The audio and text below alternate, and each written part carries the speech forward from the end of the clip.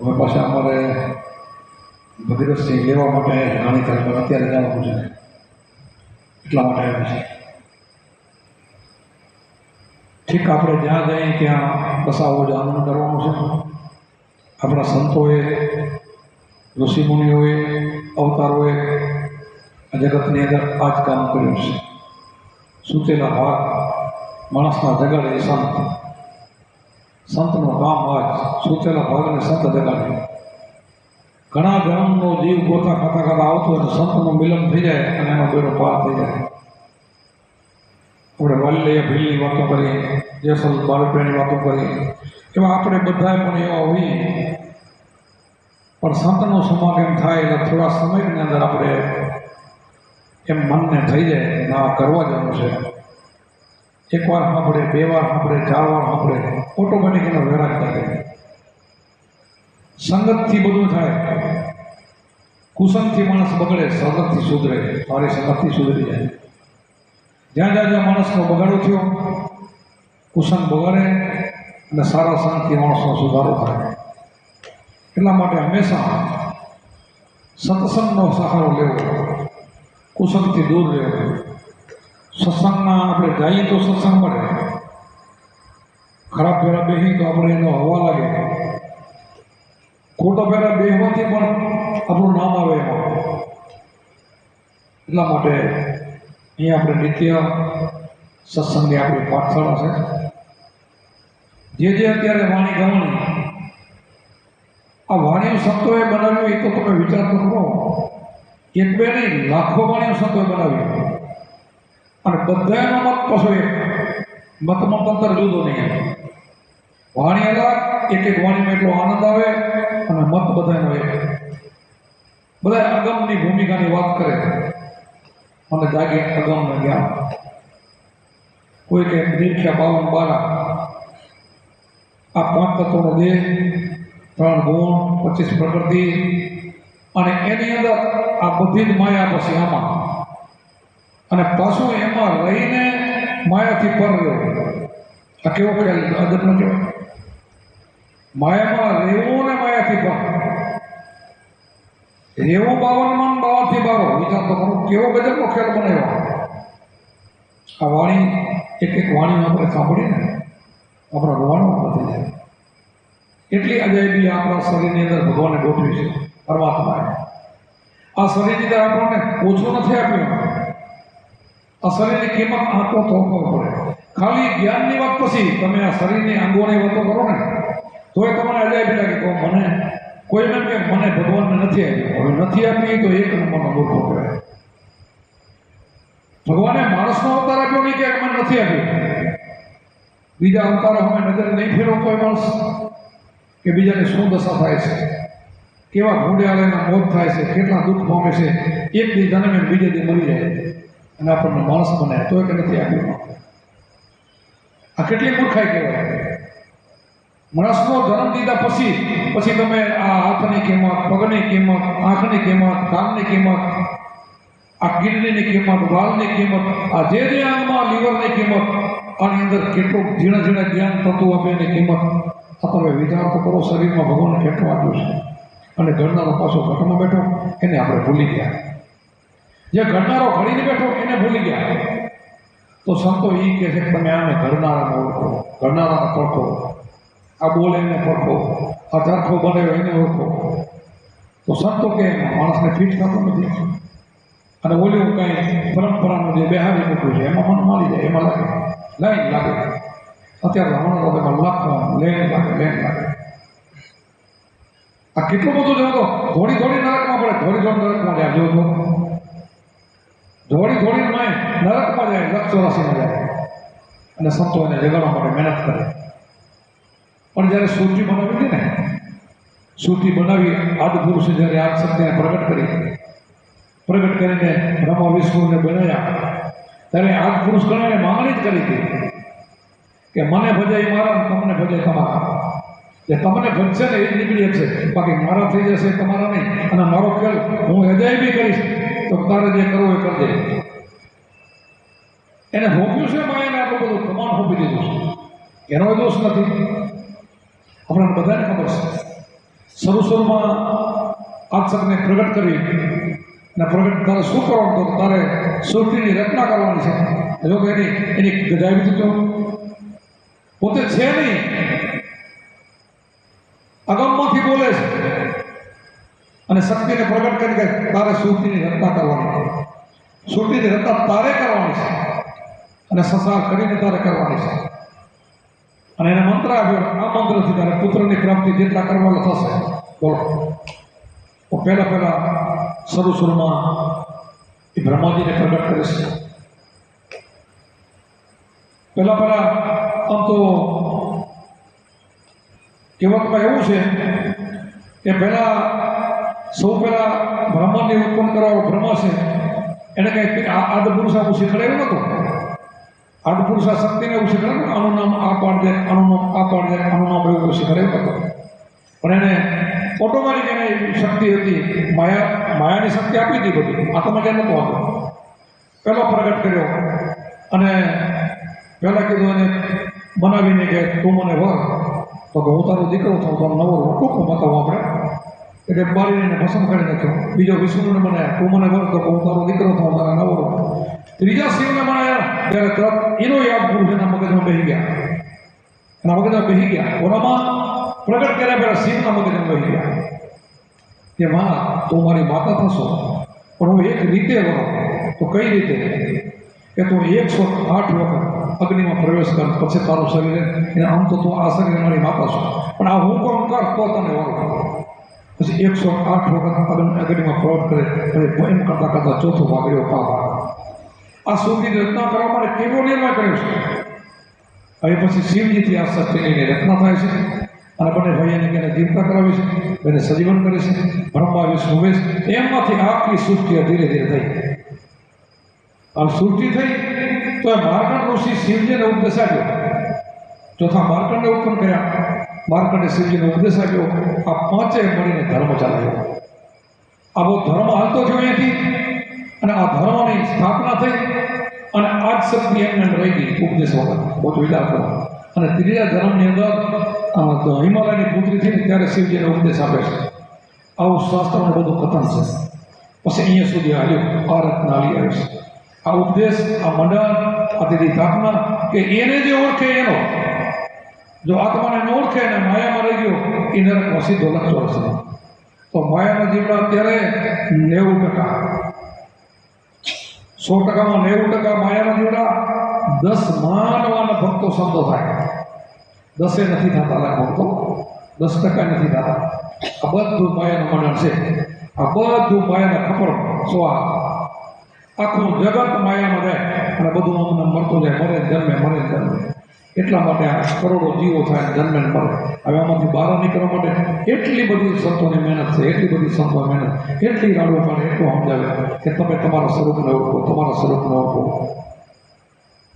હમણાં અમે ડીસા જતા, અમે ત્યાં પહોંચ્યા ને ત્યારે જ મહારાજની ગુરુ પૂર્ણ વાંચતા હતા એના ઘરે. અમે સાંજના 5, 5:30 વાગે પહોંચ્યા. એમને ઘરે ગયા ને તે ગરુડ પૂનમમાં હાલતું હતું. અમે જે બેસી ગયા સાંભળવા માટે. એમાં આવ્યો કે 1 મહિને બાળક આમ થાય, પછી આમ બંધાય, પછી પીઠ બંધાય, પછી 7મે મહિને એમાં પ્રાણ પ્રવેશ થાય, પછી એમાં એની માતાને ત્યાં પોતાના માતાની નાળીને એની એક નાળી હોય છે. તે આત્માને, માતાના આત્માને, એનો આત્મા બે એક હોય છે, એને પોકાર કરે છે. ત્યારે એને બધું જ્ઞાન હોય છે, એવું બોલે છે. ત્યારે એની જીવને બધું જ જ્ઞાન હોય છે. એવું મહારાજ બોલતા હતા કે હું ક્યાં તો અત્યારે ક્યાં છું એ બધું જ એને જ્ઞાન હતું. હું પેલો મારો ક્યાં જન્મ હતો, હું કેટલું ભોગવીને આવ્યો, હું ભૂલ કરીને આવ્યો છું, હવે તો મને એમાંથી છોડતો, હું ક્યારે ભૂલ નહીં કરું, તારું ભજન કરે, એમ કહેતા હતા. તો મારા ગુરુ પૂર્ણમાં હતો વાંચતા હતા. એ જીવ ત્યારે એ ગાડીમાંથી માતાના આત્માને, બીજો તો ભગવાન માતાના પેટમાં કેવો આ મૂર્તિવાળો તો હોય નહીં. તો લખ્યું તો નહીં બોલતા હતા કે તું મને આમાંથી છોડ, હું તો તારું ભજન કરીશ, તને નહીં બોલો. પછી ભગવાન કબૂલ કરે છે કે હું તને છોડીશ, પણ જોજે ભૂલતો નહીં. તો નહીં બોલો. અને ખરેખર બહાર આવ્યા ભરે બધું જ બોલી દીધું. અદ્રસ્ત થઈ ગયું. જેવો નાળ તોડે એવું બધું સ્વાહ બધું બોલે. આટલું બધું શાસ્ત્રમાં એનું વર્ણન છે અને 100% સાચું છે. 100% એ સાચું છે. જીવની દશા બધી આવી છે. આવી જીવની ગતિ બધી થાય છે એ ભૂલાવવા પડ્યું છે એટલે સંતો ભરીને પાછા જગાડવા નીકળે. ત્યારે આપણે જન્મ છોકરો નથી ટન ટન ટન આરતી ટકોરો વગાડતા ઓલું પહેલું નાદ સંભળવા માટે કરે પણ પછી પછી એને ભાન રહેતું નથી. હું પહેલું વાગતો હતો ને એ વાગે તો કદાચ મેળ પડે તો પછી ના પડે.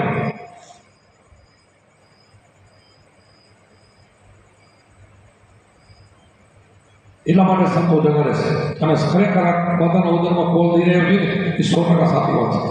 હવે સંતો જગાડે ને એમાં 1-2% નીકળે, આપણે તો 10% બોલી છે. 90% એમને એમ જાય, ભણેલા જાય, ગણેલા જાય, ડિગ્રી મેળવેલા જાય, વિદ્વાનો જાય, પંડિતો જાય, આ બધા જ નરકમાં જાય. 84 લાખમાં ખોટું ભૂલા નીકળી જાય. એના સંતોના ભાગમાં આવી જાય, નીકળી જાય. સંત થવા બહુ અઘરું છે. સંત એમને એમ થવાતું નથી. આ જો એમને એમ થઈ જાય તો આખું જગત સંત નથી જાય, નથી થવાતું. ધીરે ધીરે ધીરે ધીરે એના પર બેહી ઉઠી સેવા કરી આચાર વિચારમાં લઈ આવે, પછી આપણને મુદ્દા આપે કે આવો તો મન તોરી ચીનારી દારૂ જુગાર મૂકી દેજે, આ બધું કાંઈ ન કરે, પછી એનો ઉપદેશ આપે તો એ મૂકી દેશે. પણ આવું બધું સમજાવે તો એ વ્રત મૂકી દે, ટેકો મૂકી દે.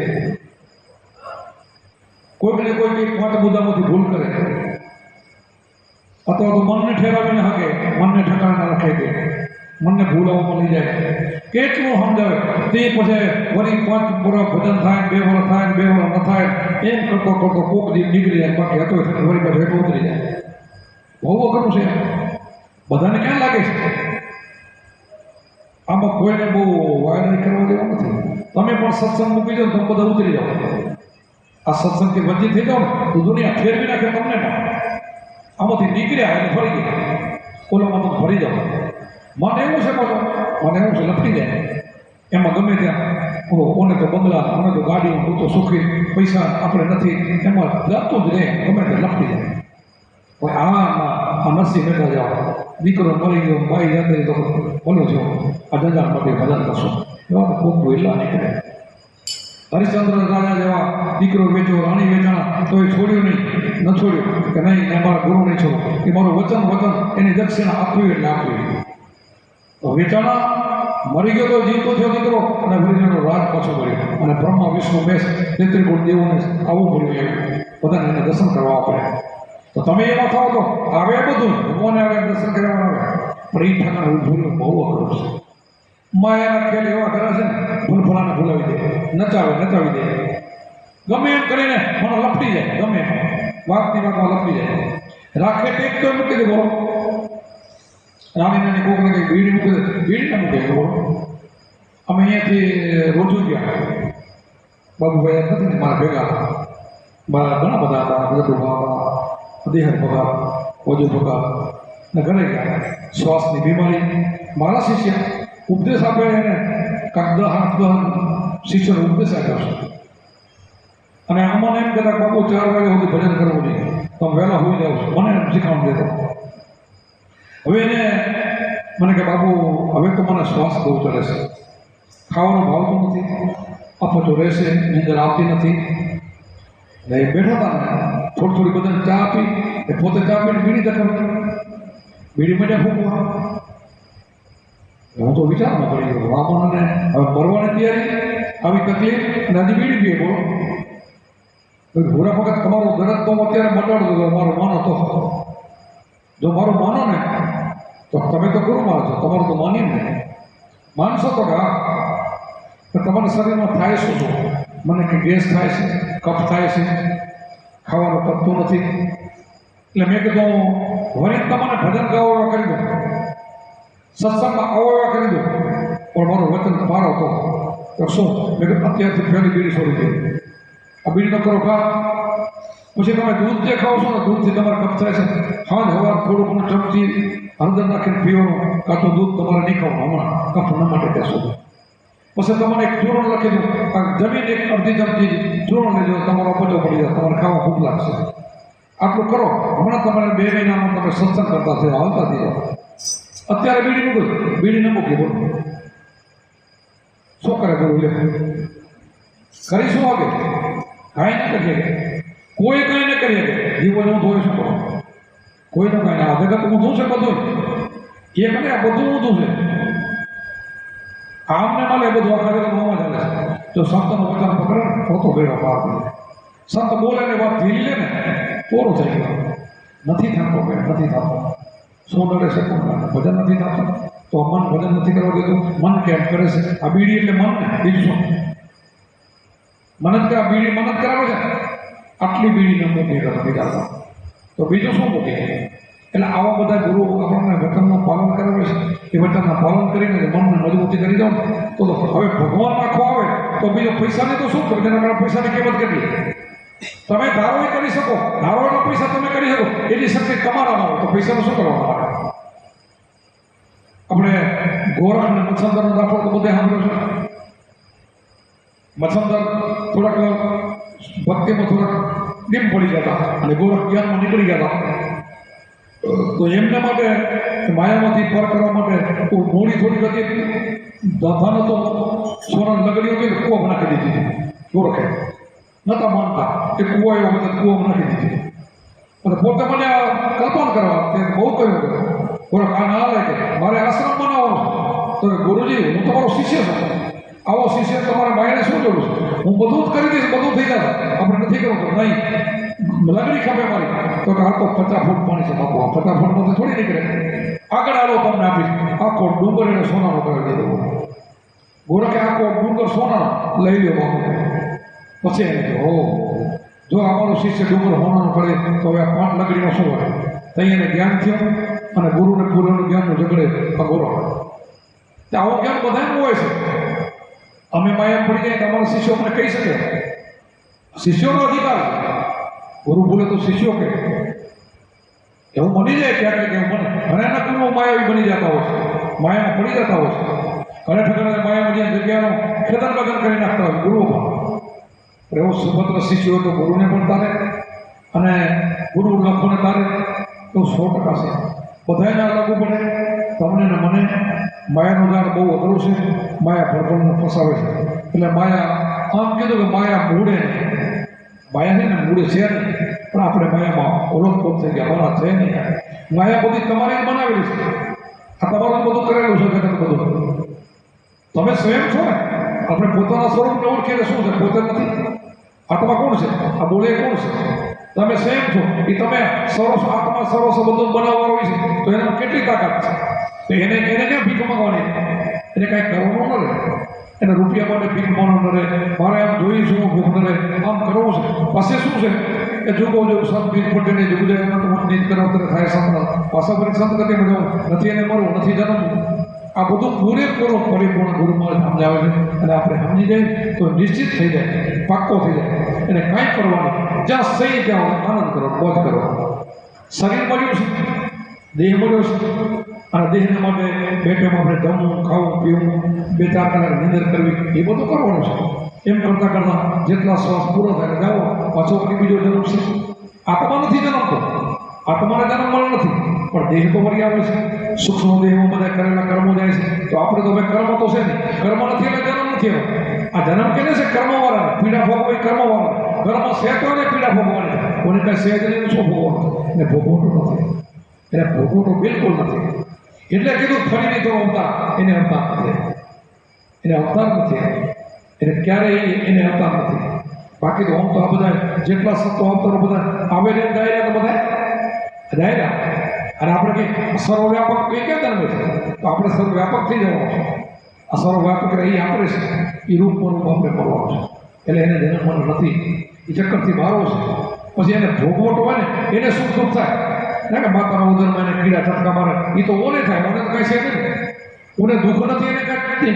તમે વિચાર કરો કે જનક રાજા આપણને બધાને ખબર છે કે સુખદેવજીના આગળ ઉપદેશ લેવા ગયા. પહેલાં પોપટનો બચ્ચો હતો, એમાંથી ઉડીને વ્યાસના પેટમાં ઉતરી ગયા. એટલે 12 વર્ષનો જન્મ થયો. એક માતાના ઉદરમાં 12 વર્ષે તો એને દુઃખ ન પડ્યું. કેમ ન પડ્યું બોલો? આ 9 મહિનાવાળાને ચટકા મારે પણ 12 વર્ષમાં દુઃખ નથી. એની માને પણ ખબર ન પડી કે પેટમાં છે કે નથી. વિચાર કરો. આ સુખદેવજી હવે એને ક્યાં અવતાર લીધો છે? અને જન્મ તો ગાલી નીકળ્યા એ અવતાર કહેવાય? એને ભોગવટો ન હોય. એવા સંતોનો એવી રીતે થાય છે. એમાં આપણા અવતારો પણ એમાં જતા. એમ આપણે એવી રીતે થવાનું છે. એને કાંઈ ભોગવવાનું નથી. અત્યારે ભોગવવાનું નથી, જાય ત્યારે ભોગવવાનું નથી. જાય ત્યારે સંતો છે ને હસતા હસતા જાય. સંતો રોતા રોતા નથી જતા, જગતનું હોય છે. સંતોને આનું દુઃખ નથી, પ્રેમ હોય, પ્રેમ જુદો દુઃખ જુદો. સંતોને મોહ નથી અને દુઃખ નથી. આ સંતોને બે વસ્તુ નીકળી જાય. આ કઢાવવા માટે આપણો સત્સંગ છે. એટલે ધીરે ધીરે ધીરે ધીરે ઘડતર આપણું થાય. આપણે અહમ બ્રહ્મ છું, બ્રહ્મ છું, હું ઈશ્વરનું સ્વરૂપ છું, આનંદ સ્વરૂપ છું, હું થઈ જાય. એટલે આ બધાથી નીકળી જાય છે.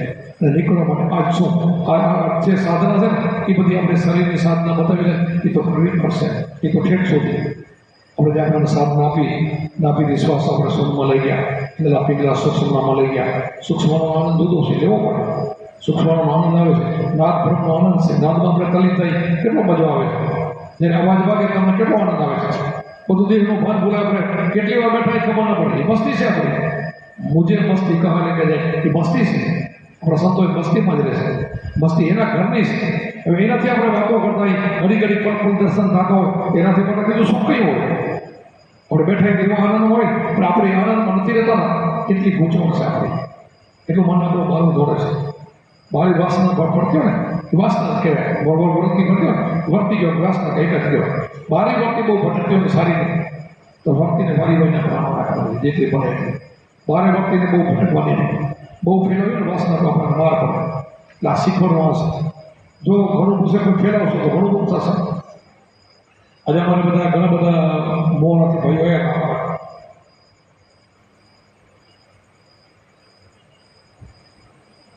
અમારા બાપુ જીતુ બાપુના ગુરુભાઈના દીકરા ભીખુભા, એના દીકરા મંગરુભાને બધા માટીને કરોડો અબજો રૂપિયા બંગલામાંથી બેઠા.